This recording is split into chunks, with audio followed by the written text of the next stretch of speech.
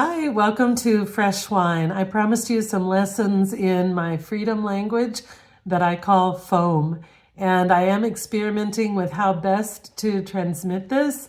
YouTube gives me an opportunity to add in visual elements. Usually when I'm talking to someone about this, I am writing, scribbling, drawing on paper in between us. And I don't want to do that, but I'll intersperse the conversation here today with some diagrams that ordinarily I would be drawing as I talked. So that'll be a little bit different for me, but hopefully it will make it a little bit more accessible for you. The first thing that I do when I start trying to teach someone this freedom language is draw a big triangle on a piece of paper. And this comes from the first time I ever gave the talk, what I called at the time that triangle talk, because it affected people very profoundly. It just had an amazing effect. So I named it the triangle talk, and there have been a lot of times since then that I have tried to express it visually as a non-artist. Not easy, but here's the deal. You draw that triangle and you say to somebody, I say to you, this is a person. And if you can accept that that triangle is a person, then when I draw a big circle in the middle of that triangle, I wonder how it makes you feel. I wonder what it makes you think. When I first gave this talk, I had really literally a construction paper triangle that I held up. The audience accepted that this was a person. And then I held up a similar construction paper triangle, but with a big circular hole cut out of the middle. And I said, now what? What happened to the person? What do you perceive about the person now that you see him with this circle? And they thought and they thought and they thought, because adults, are afraid to give the wrong answer. And finally someone said, did someone shoot him? And then that opened up the floodgate. Other people said, yeah, it looks like someone carved out a piece of him. Someone took something away from him. Someone took some of his substance, took a lot of his substance. And all these things were true, but when I asked them, in what way has this person become more? In what way has this person increased by that circular hole that we drew or cut into him? And they thought and they thought, and they really couldn't come up with an answer. It seems a little threatening to get shot or have your substance removed. And so they were having a hard time getting away from that aspect of the metaphor. And I told them finally, this person has something new, something huge, an interior dimension. And a big part of what we mean by the interior life is the growth of that interior dimension, that inner self-knowing, self-aware, hopefully increasingly free, increasingly purified and holy dimension of the human person that goes right along with and can't be separated from the exterior, the accidents of that person, the body of that person is a whole. The whole being is this triangle with the circle. Now the exterior starts to be represented by the triangle, the boundary, the definition of the person, the name of the person. All these things start relating to that triangle, that boundary of person. And in the interiority of personhood, the inside, the circular parts start resonating with the idea of a person's imagination, a person's emotions, so the things about the person that you can't see, the person's soul. So right in that first diagram, you begin to accept the idea of the human person as this unity of the external facing and the inward growing dimensions. And this is the basis for conversation now about freedom. So the first thing that I show on the paper after that triangle is arrows coming at that triangle from every direction. And we talk about how every human being has all kinds of compressive forces, external forces operating upon him, external constraints, things that he can't change, things that other people do to him, things that are just the givens of his life, his world, his place, his financial situation, things that are coming from the outside, political change, social movements that affect him from the outside. And everybody has those kinds of compressive forces operating on their structure, their form, this form of the human person that we're talking about.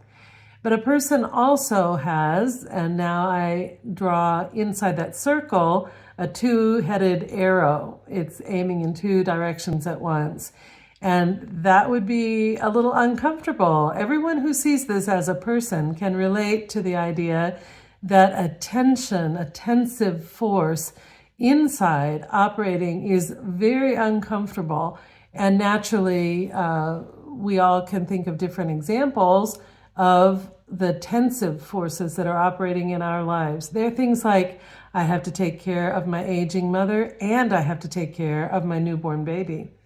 Or I need to eat, I need to rest, but my children are waking up in the middle of the night and I can't sleep through the night.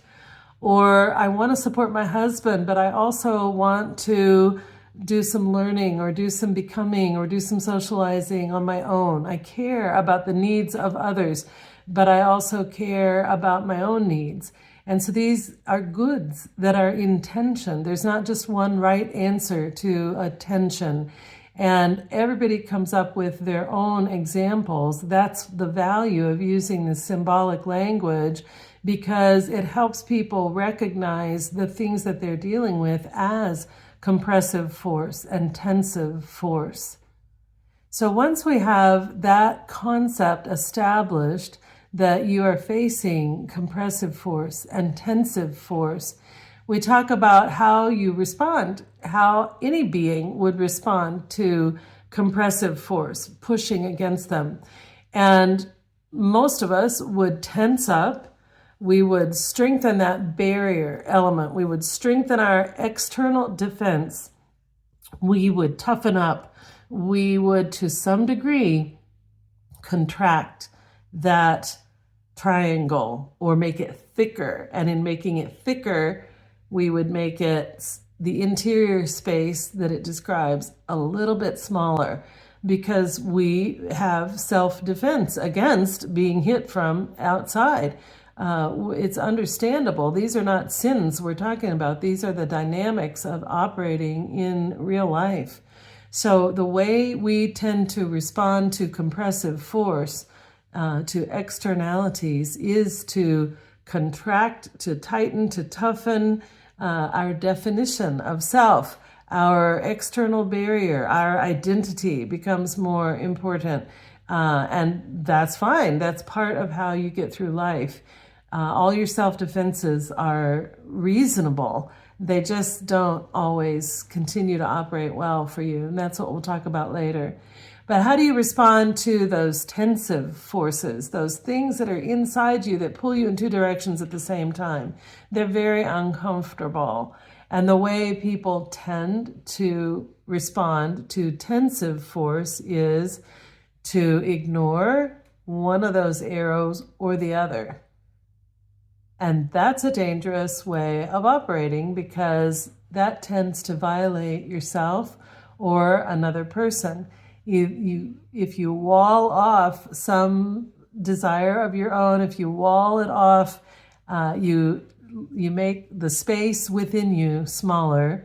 You actually make yourself less, and you don't face the tension. I'll teach you a better way to respond to that tension. But I want you to think of your own examples of how you've responded to the tensive forces in your life. Have you tended to say, well, I've got to look out for myself. I'm just not going to think about what mom needs or what, somebody else needs, what someone else wants from me. Have you thought, well, I have to give up one thing to pursue the other, so I'll just forget that I ever desired that other thing that's in tension with the something that I decide to do? So just noticing about yourself how you have responded. And as you grow in learning to use this language, you'll start realizing in the moment when you do it. So I promised you a better way of dealing with compression and tension. And that is to say that in architecture, there is a form that balances the forces of compression and tension. And that's the arch. So when you begin to see that your structure, external and internal, is a structure that's designed by God to, in a balanced and free and open way, be responsive to the forces arrayed sort of against you, the forces of compression from the outside and tension from the inside, then you recognize in the arch what's needed when there's more force applied in any of these directions, and that is a bigger arch. You need that internal spaciousness. You need that internal arch to become greater in order that you can span, your bridge can span more territory, bear more compressive force. And so that metaphor right there is sort of the basis for a lot of ongoing work in freedom. And it just starts with the very simple thing. When you're hit from the outside and you tense up, tighten up, close up, you are at risk of becoming so small that your arch can't support you from the inside. And when you respond to tensive forces by closing off one person or the other, one good or the other, walling off things inside yourself instead of, as I promised you, I'll teach you a better way to deal with that. But if you've responded to the tensive forces in your life that way, then you've cluttered up that interior space with a lot of self-defense mechanisms.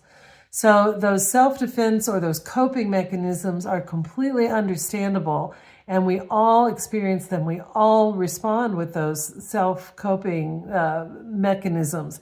The problem is when they begin to inhibit your freedom. And so more and more, I want to talk about what that looks like to find that your freedom has actually been inhibited by your own patterns of coping and response to the things that you face, the realities that you face. And I'll show you there's a better way.